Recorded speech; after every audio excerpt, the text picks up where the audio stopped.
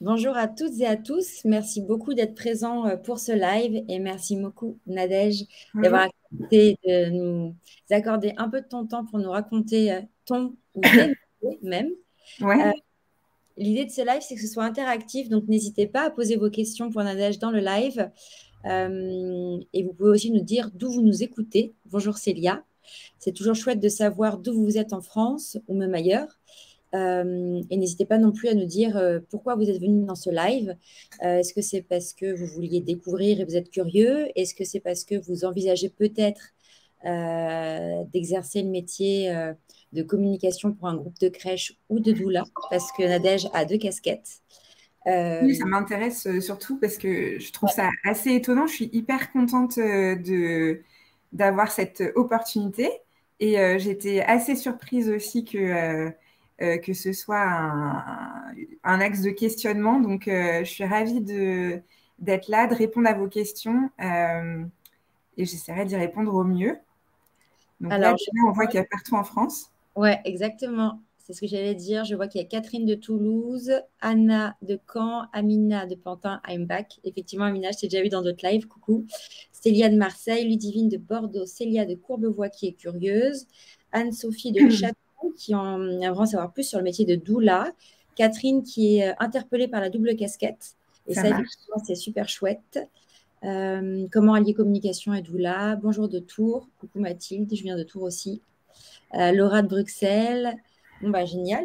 Ok, Euh, je vois que les gens, effectivement, sont très curieux, notamment par le côté double casquette.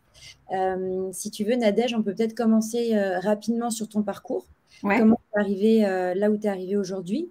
Et après, bah, tu pourras présenter concrètement le dur, la réalité de ces deux métiers. Ça marche. Donc moi, je suis Nadège CG, j'ai 39 ans et j'ai fait des études de communication à Paris avec l'ISCOM à l'époque, qui est toujours une école de communication et j'étais plus dans la section journalisme et médias. Mon but après l'école, c'était de devenir journaliste. Et j'ai eu l'opportunité de faire pas mal de stages dans plusieurs types de médias. Et j'ai été embauchée à la fin de mon stage de fin d'études dans une agence de communication éditoriale. Donc c'est comme ça vraiment que je suis rentrée dans la communication. Et finalement, d'être en agence, ça m'a permis d'avoir euh, cette expérience dans le dur sur la pluralité des clients, la pluralité des projets, être hyper efficace, hyper flexible et répondre à leurs attentes qui n'étaient pas toujours les mêmes, avec les mêmes budgets, avec les mêmes questionnements. Donc ça a été un peu l'école de la vie parce que pour ceux qui connaissent le monde des agents, c'est pas forcément évident.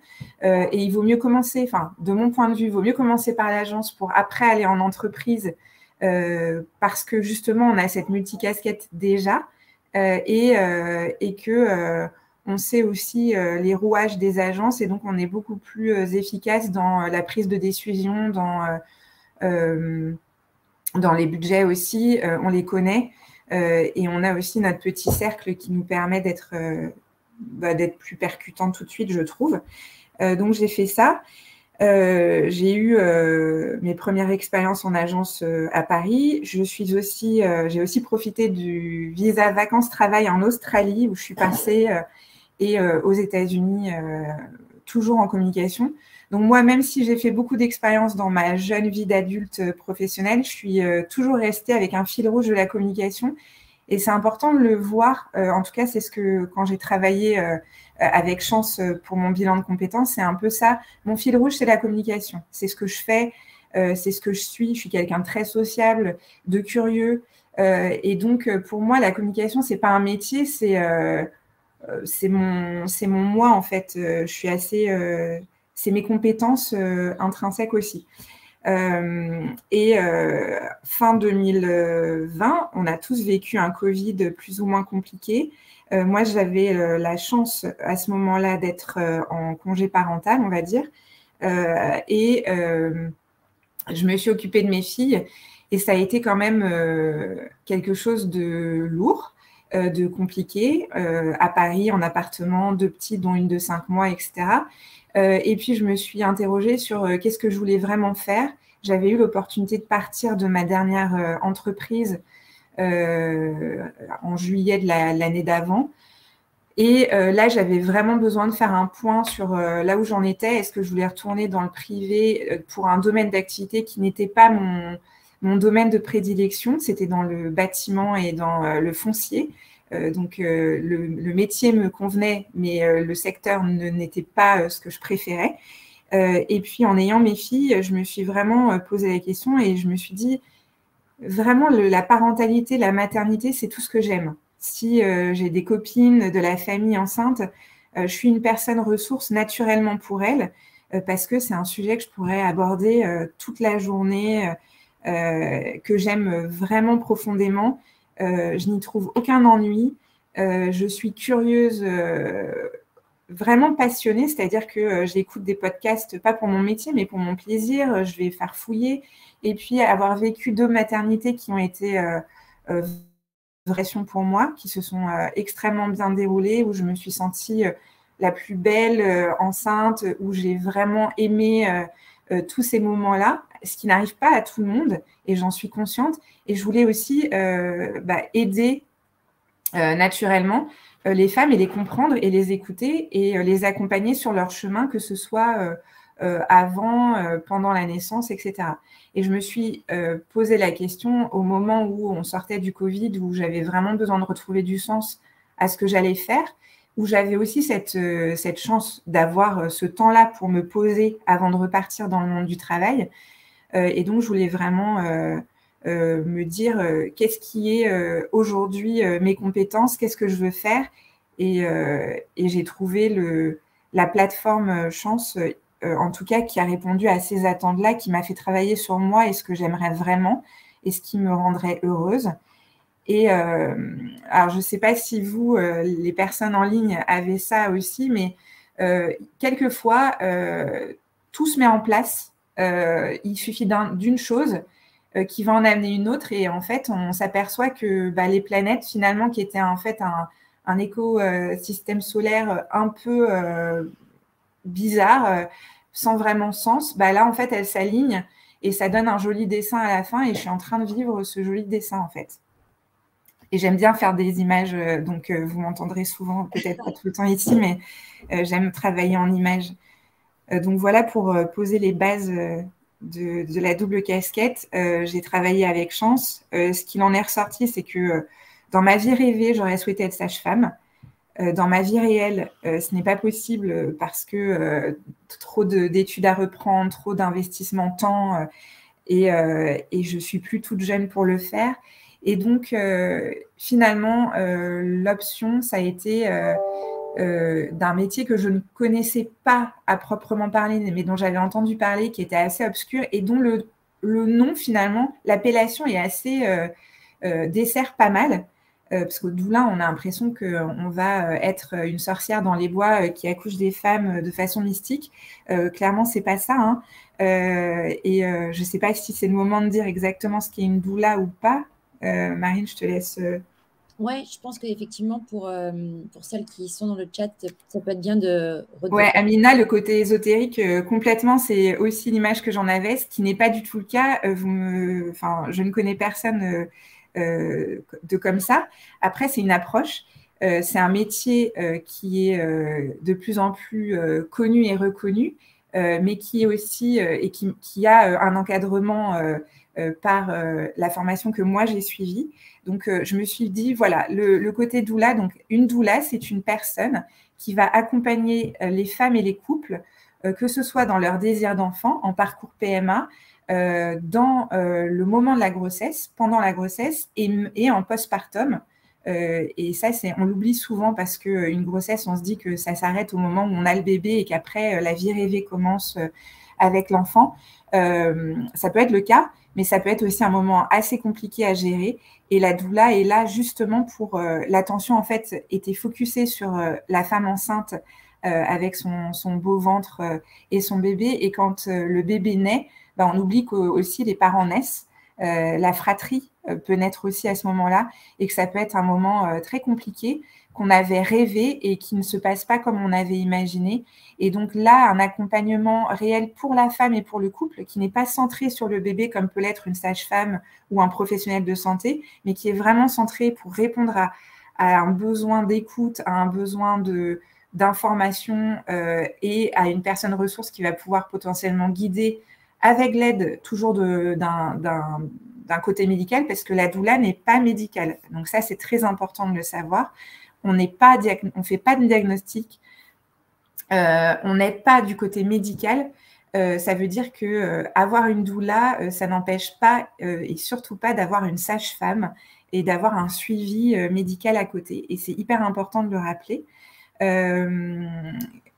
Pour moi, le côté doula, ça a été aussi de me dire, je ne veux pas l'exercer hors cadre. C'est-à-dire que je sais que j'ai ces compétences en moi naturellement, que je suis dans l'écoute et que je peux apporter ça aux femmes que j'aide.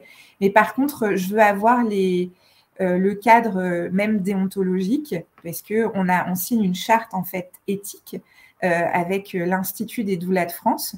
Et ça, c'était important pour moi. Et je suis quelqu'un d'assez scolaire dans le sens où j'aime avoir les bases. Et pour me sentir légitime aussi, c'était important pour moi. Donc, je me suis inscrite à une des 2 écoles, je crois, qui sont reconnues par la profession, et dont l'Institut des doulas de France, qui est en présentiel et qui est sur 1 an. Et on voit en fait toutes les phases, que ce soit la physiologie, parce que c'est quand même important, même si on n'est pas médical et diagnosticien, de comprendre le corps des femmes, d'aider sur l'allaitement, sur le postpartum, sur les dépressions, sur les difficultés maternelles, sur l'avant aussi.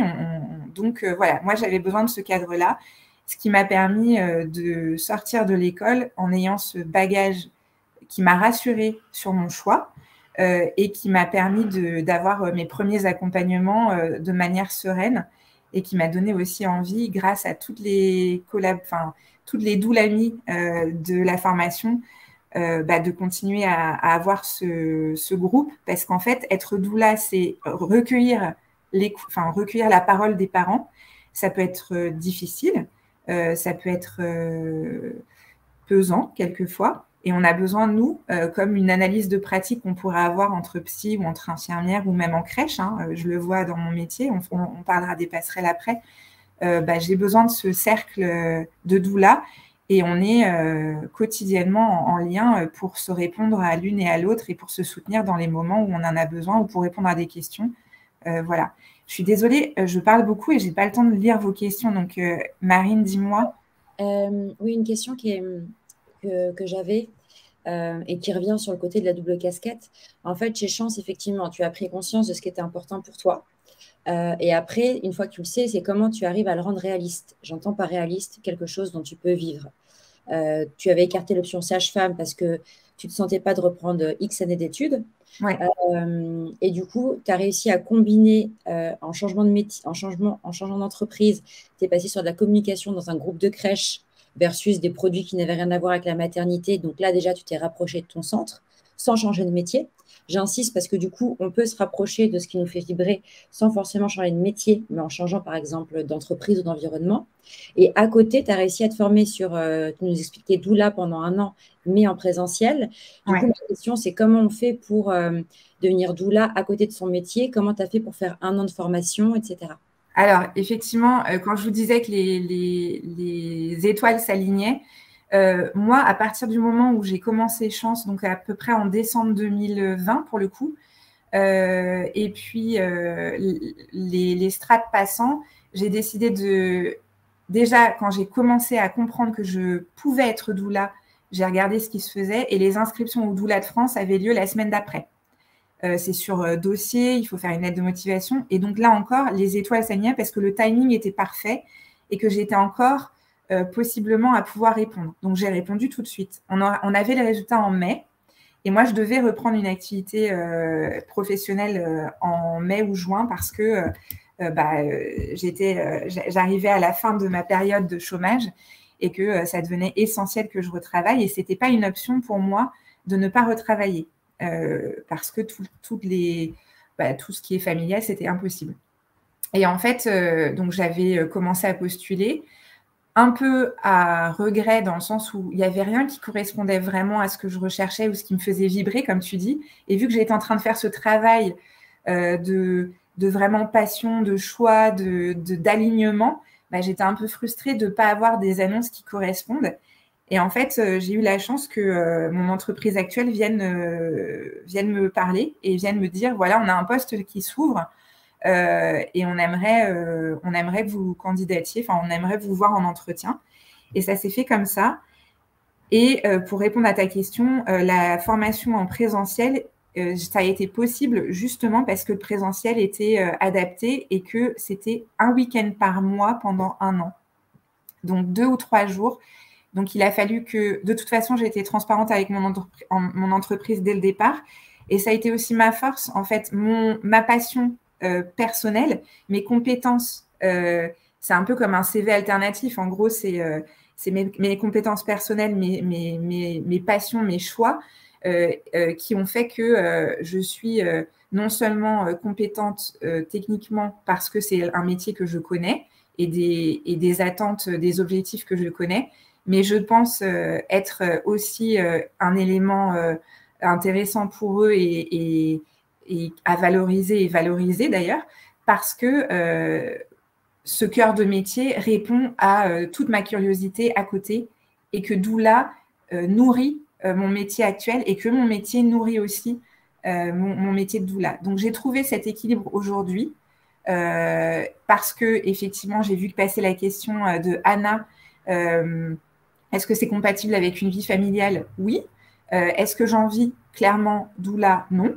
Est-ce que je pourrais en vivre? Oui, mais ce serait prendre des risques aujourd'hui par rapport à ma structure familiale et par rapport à mes choix, puisque donc là, ça fait 2 ans, ça fera 2 ans en août que je suis dans cette entreprise en tant que responsable de la communication. Ça me nourrit beaucoup aussi et j'adore ce que je fais. J'adore mes collègues et ça me permet aussi d'être présente pour les familles, mais de façon très exclusive. C'est-à-dire que je ne suis pas dans la recherche d'en vivre aujourd'hui. Je suis dans la recherche d'être performante pour mes familles. Donc, ça veut dire que je n'accompagne pas beaucoup de familles, mais quand je les accompagne, elles savent que l'accompagnement, c'est si elles ont besoin, elles savent qu'elles peuvent me joindre n'importe quand, que je suis présente, que on fait les familles que je suis, c'était en période de grossesse. Je les ai accompagnées pendant la grossesse, je les ai accompagnées le jour J, que ce soit vraiment pendant le travail, en étant avec elles physiquement ou en étant en ligne avec le papa qui était en salle de naissance pour aussi l'accompagner lui, parce qu'il ne faut pas oublier que doula, c'est accompagner la femme et aussi le papa. Et donc aujourd'hui, c'est comme ça que je trouve mon équilibre. Dans ma vie rêvée, et si je devais choisir ma vie rêvée, le côté responsable de com prendrait un peu moins de place dans ma vie pour laisser un peu plus la place à Doula, sachant qu'aujourd'hui, je suis toujours sur Paris et que à partir de septembre, je serai en Bretagne et que c'est aussi un choix d'allier et de permettre cet équilibre vie pro, vie perso que mon employeur a très bien compris et qu'il a soutenu. Donc, il me permet aujourd'hui d'aller travailler depuis la Bretagne pour que je continue à m'épanouir et que je sois performante. Donc ça, ils ont bien... je pense que c'est ça aussi qui fait que moi, ça marche. C'est que ça répond tellement, ça se répond tellement que c'est pas un frein ou que c'est pas une menace pour eux, en fait, cette double casquette. Ouais, c'est vrai que tu es un exemple... on se connaît du coup, Nadège, parce que je t'avais interviewé en tant que talent. Et c'est vrai que tu as un exemple fantastique de comment, en fait, on passe d'un rêve à la réalité de terrain. Et ça, c'est clé. Parce que, comme tu le dis, vivre de doula, c'est très compliqué. Et tu as réussi à faire ton mix métier. Tu as la chance aussi d'avoir un employeur qui comprend. Mais c'est un super exemple de comment on peut composer, en fait, pour réussir à s'épanouir et à suivre ce qui nous fait vibrer. Il y a Anna qui nous demande dans le chat comment tu répartis aujourd'hui ton temps en tant que salarié et en tant que doula. Alors, très concrètement, alors j'ai un employeur qui comprend et qui soutient parce qu'il voit que mes compétences sont au service de l'entreprise aussi sur la sensibilité que je peux avoir et cette sensibilité-là sont au service de mes communications pour mon employeur. Donc ça, je pense que l'équipe Les synergies ont fait qu'on a upgradé aussi en communication et qu'on a été vraiment sur les familles, sur les enfants, etc., beaucoup plus. Et ça, et j'en suis très fière. Mais très concrètement, c'est pas tout rose, hein, c'est un vrai challenge. Entreprise, j'ai un travail en entreprise de 9 heures à 18 heures, voire beaucoup plus, parce que ceux qui connaissent le contexte des crèches aujourd'hui savent qu'on est dans une période un peu charnière et qu'on a besoin de beaucoup d'investissement.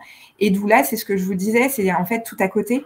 C'est-à-dire que je le fais le soir, je le fais le week-end, je rencontre les parents, j'ai des messages, on s'échange des vocaux.